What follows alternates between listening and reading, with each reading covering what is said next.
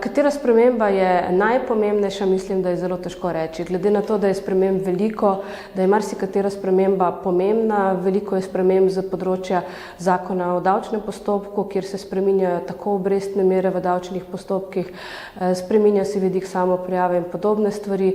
Sprememb je kar nekaj na področju zakona o dohodnini, ki so tudi precej ugodne za zavezanca določene. Imamo spremembe na področju zakona o davku dohodka pravnih oseb in DDV.